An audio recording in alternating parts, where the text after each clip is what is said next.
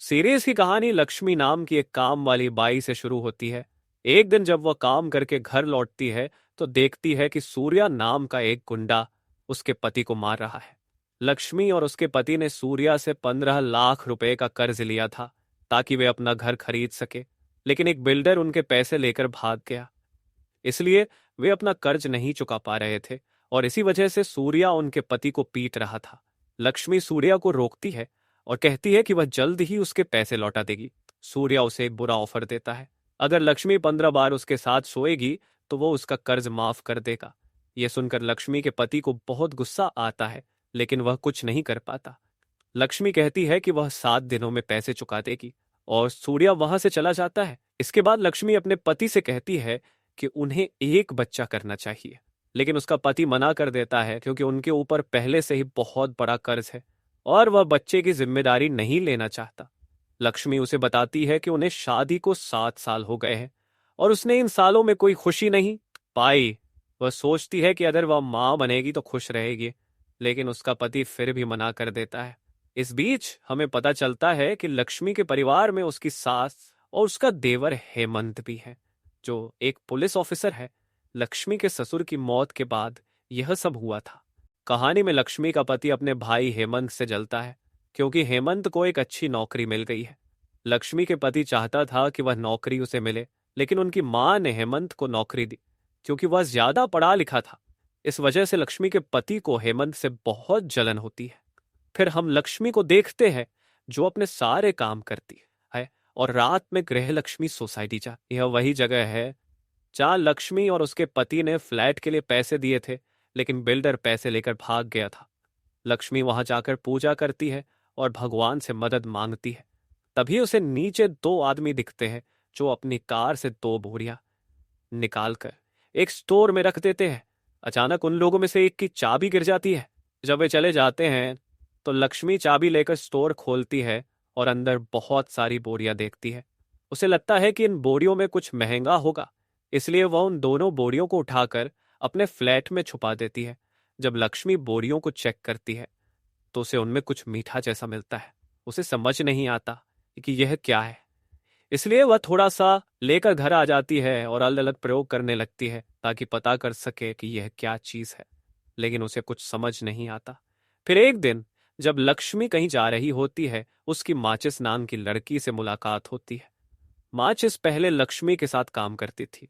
माचिस पहले लक्ष्मी के साथ काम करती थी। माचिस के पास से लक्ष्मी को वही बदबू आती है जो उस माल से आ रही। लक्ष्मी माचिस से पूछती है कि वह जो चीज लाई है वह क्या है। माचिस बताता है कि यह गांजा है। लक्ष्मी को यह सुनकर अच्छा लगता है। माचिस उसे बताता है कि इसे कैसे बनाया जाता है। फिर लक्ष्मी वही बनाकर लाती है और माचिस को देती है। जब माचिस इसे चखता है तो उसे पता चलता है कि यह बहुत अच्छा माल है और यह इंटरनेशनल लेवल का है जो बहुत महंगा बिकता है। लक्ष्मी के पास लगभग 50 किलो गांजा था जिससे उसे करोड़ों रुपए मिल सकते थे। यह सुनकर लक्ष्मी बहुत खुश होती है और सोचती है कि वे जल्दी से इसे बेचेंगे। माचिस बताता है कि उन्हें अजिंक्य नाम के एक आदमी के पास जाना चाहिए जो कॉल सेंटर में काम करता था और रात को ड्रग्स बेचता था।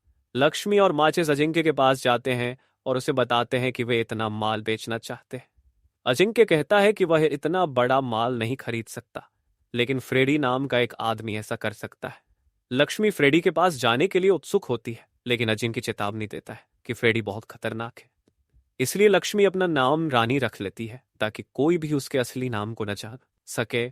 फिर लक्ष्मी और माचिस फ्रेडी के पास जाते हैं और उसे अपना माल दिखाते हैं, लेकिन फ्रेडी कहता है कि वो उसकी जैसी काम वाली बाई के साथ बिजनेस नहीं करना चाहता। लक्ष्मी उससे विनती करती है कि कम से कम एक बार उनका माल देख ले, लेकिन फ्रेडी उनकी बात नहीं मानता और उन्हें वहां से भेज देता है। अब लक्ष्मी माचिस से कहती है कि वे खुद ही अपना माल बेचेंगे। लक्ष्मी और माचिस सोचते हैं कि वे अपने माल को बिना किसी योजना के नहीं बेच सकते।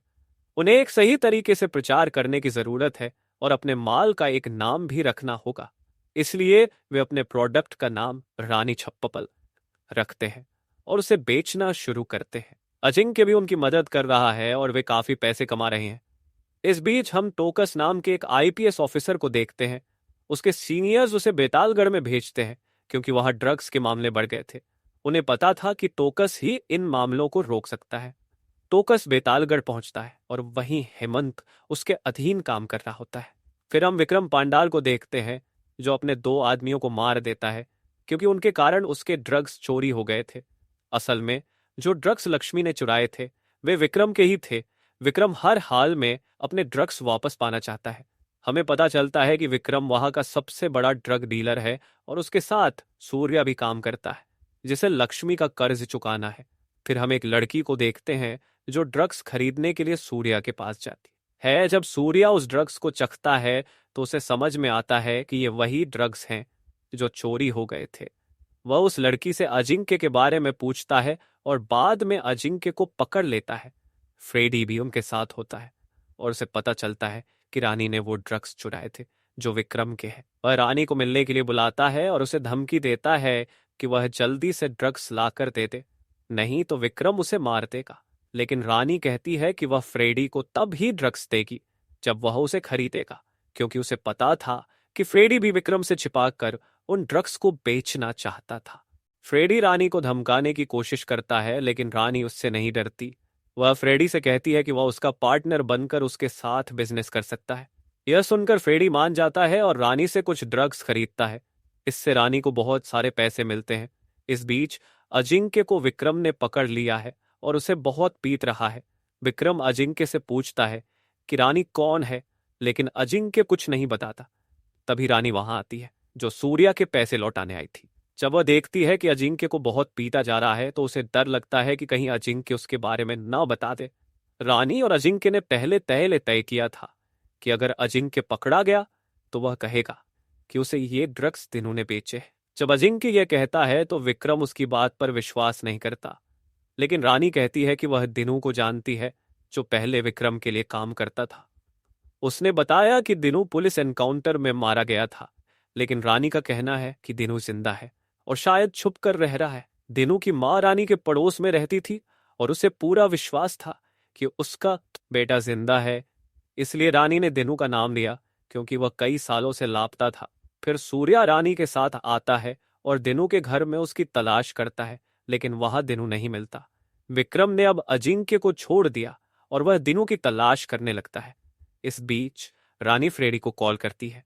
रानी फ्रेडी से कहती है कि वह अपना माल जल्दी बेचना चाहती है, क्योंकि अगर विक्रम और सूर्या को पता चला कि उसने उनका माल चुराया है तो वे उसके परिवार को नुकसान पहुंचा सकते हैं। रानी अपने परिवार को खतरे में नहीं डालना चाहती। फ्रेडी उसे बताता है कि वह अगले दिन एक पार्टी में जाएगा जहां लोग उनका माल खरीदने के लिए तैयार हैं। यह सुनकर रानी खुश होती है और सारा माल तैयार कर लेती है। लेकिन अगले दिन जब फ्रेडी डील करने जाने वाला होता है, तभी टोकस और उसकी टीम वहां छापा मारते हैं और फ्रेडी और उसके ड्रग्स को पकड़ लेते हैं। फ्रेडी की गिरफ्तारी के बाद विक्रम और सूर्या टोकस को धमकाते हैं और उसे रिश्वत देने की कोशिश करते हैं, लेकिन टोकस उनकी बातों में नहीं आता। फिर वे एक वकील को बुलाते हैं और फ्रेडी को छुड़वा लेते हैं। फ्रेडी सूर्या के साथ जाने लगता है, लेकिन उसे समझ नहीं आता कि वह रानी के पास कैसे जाए। रानी उसे कॉल कर रही होती है। अंत में उसे सूर्या के साथ रानी के पास जाना पड़ता है।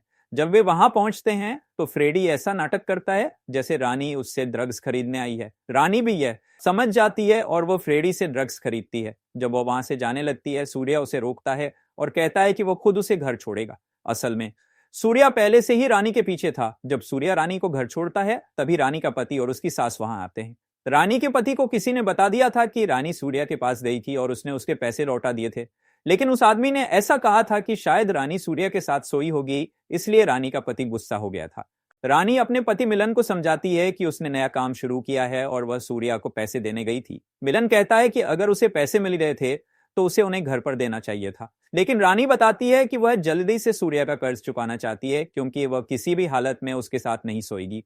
इस पर दोनों के बीच झगड़ा हो जाता है। मिलन अक्सर अपने भाई हेमंत से नाराज रहता था, लेकिन रानी कहती है कि हेमंत पहले से ही उनके लिए बहुत कुछ कर रहा है। वह मिलन को समझाती है कि अगर उसे नौकरी मिल भी जाती तो वह चपरासी बनता, क्योंकि मिलन 10वीं पास भी नहीं था। यह सुनकर मिलन को गुस्सा आता है और वह रानी को थप्पड़ मारता है। लेकिन अगले दिन मिलन को एहसास होता है कि रानी जो कह रही थी वह सही थी, इसलिए वह अब हेमंत से जलना बंद कर देता है।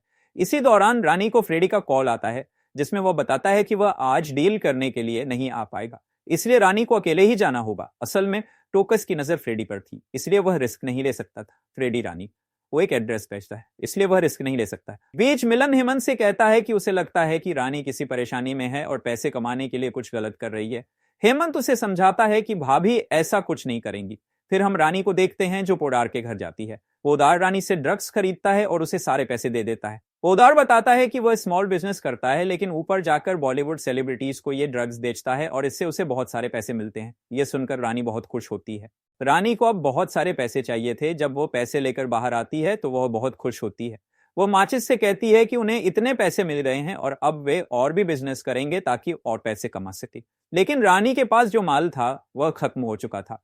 माचिस उससे पूछता है कि वे बिजनेस कैसे करेंगे क्योंकि उनके पास कोई माल नहीं है। रानी कहती है कि उसे पता है कि विक्रम अपना माल कहाँ छुपाता है, इसलिए रानी उस गोदाम के पास जाती है और वहां का लॉक तोड़कर सामान चुराने की कोशिश करती है। लेकिन तभी विक्रम के लोग वहां आ जाते हैं और रानी के पीछे पड़ जाते हैं। रानी किसी तरह से उनसे लड़कर वहां से भाग जाती है और अचानक हेमंत से टकरा जाती। हेमंत उससे पूछता है कि पैसे ठीक हैं या नहीं। यह सुनकर हेमंत समझ जाता है कि कुछ गड़बड़ है।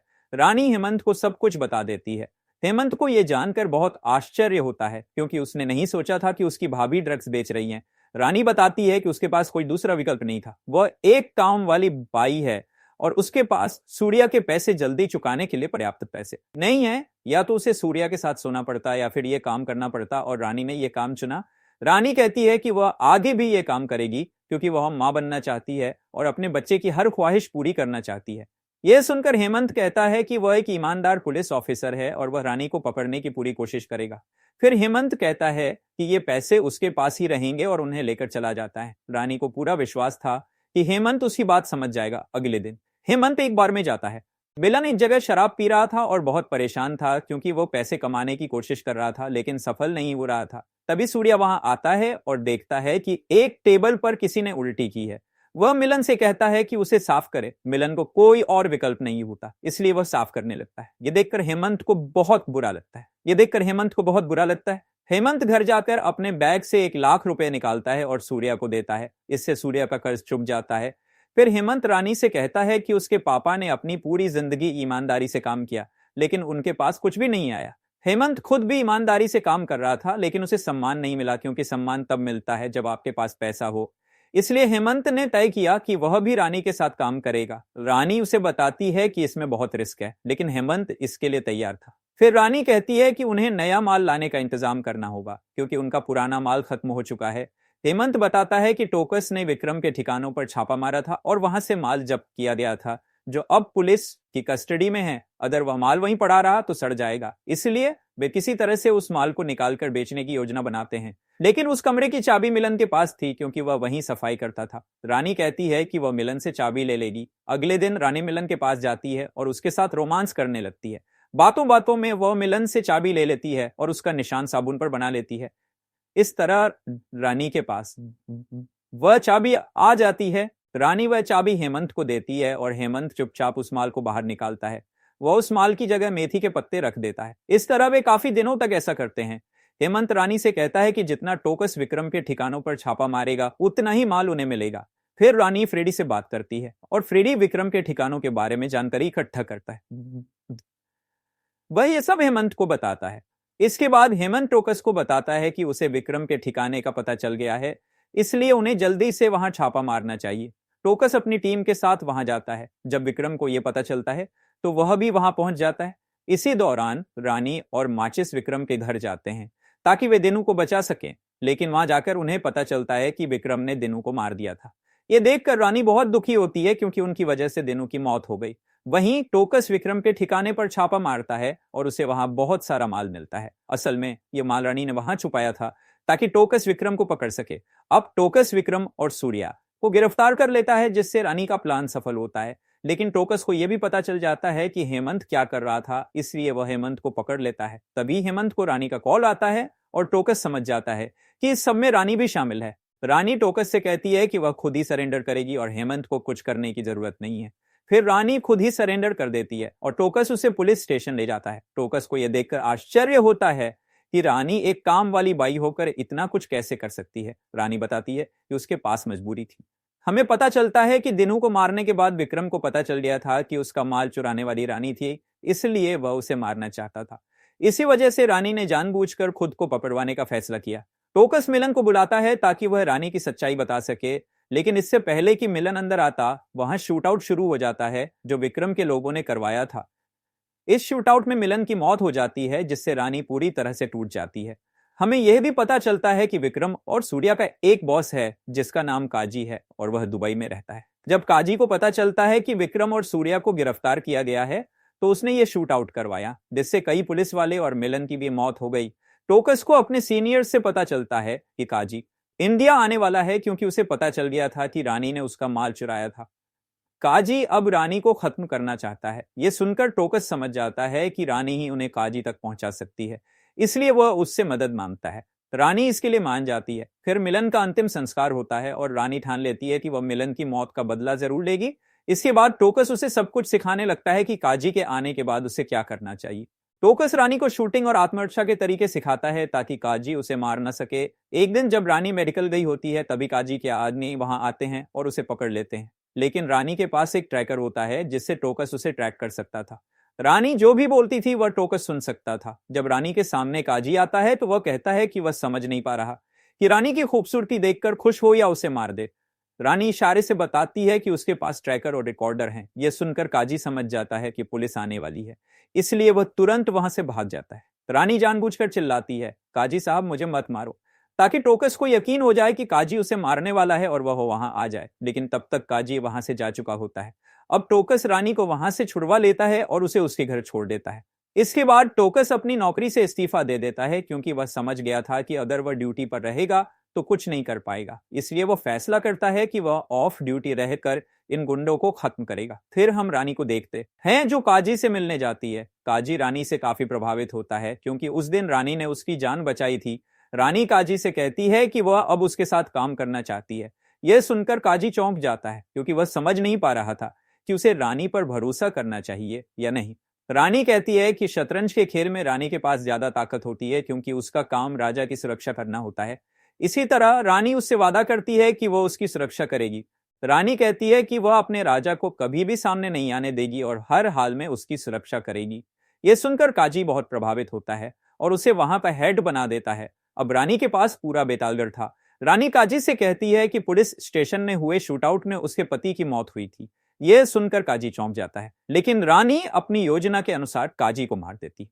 पिछले बार उसने काजी को इसलिए बचाया था क्योंकि वह खुद उसे मारकर अपने पति की मौत का बदला लेना चाहती थी। अब रानी का बदला पूरा हो चुका था और यहीं पर यह कहानी खत्म होती है।